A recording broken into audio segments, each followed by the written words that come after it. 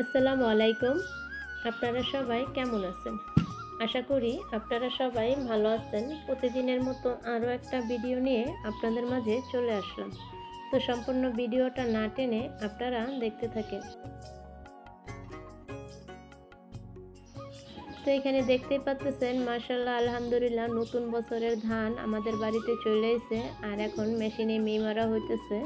তো এখান দিয়ে আমি আবার চলে এসেছি ধান দেখার জন্য। তো দেখে খুব ভালো লাগলো। আসলে শুধু আমার না, আমাদের বাড়ির সবার মন খুব খুশি হয়ে গেছে এই বছরের ধান দেখে।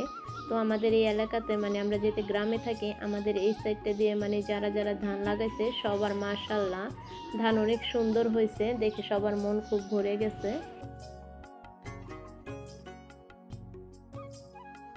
তো দেখতেই পাচ্ছেন এইখানে মেশিনে ধানগুলো মারা হইতেছে, কারণ যেহেতু এখন আর বৃষ্টি বাদলের কোনো সম্ভাবনা নাই, তো এই কারণে ধানগুলো মেরে আজকে রাত্রেই ধান ভিজানো হইব, কারণ যেহেতু ধানের কাজ প্রচুর এই কারণে।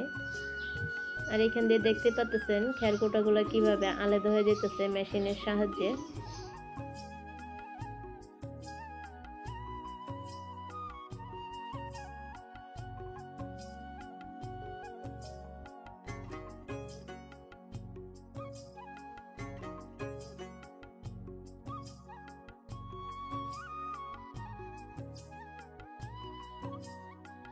তো যেহেতু এখানে ধানগুলো মারা হইতেছে আর পরবর্তীতে যেহেতু বাতাস আছে অনেক, তো যার কারণে আবার ধানগুলো উড়ানো হইব।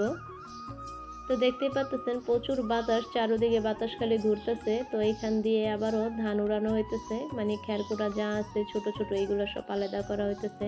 তো এর পরবর্তী কাজ আবার আছে ধানগুলো ভিজাইতে হইব, যেহেতু রাত্রে সিদ্ধ করা লাগবো এই কারণে।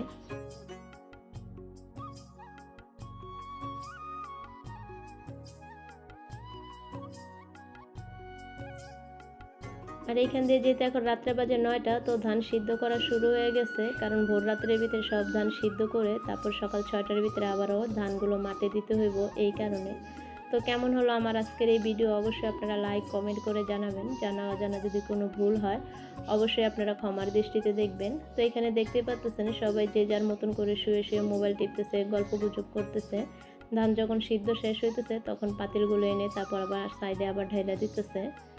তো কেমন হলো অবশ্যই আপনারা কমেন্টের মাধ্যমে জানাবেন। তো এখানে দেখতে পাচ্ছেন সিদ্ধ করে ধানগুলো রাখতেছে। তো আপনারা সবাই ভালো থাকবেন, সুস্থ থাকবেন। আল্লাহ হাফেজ।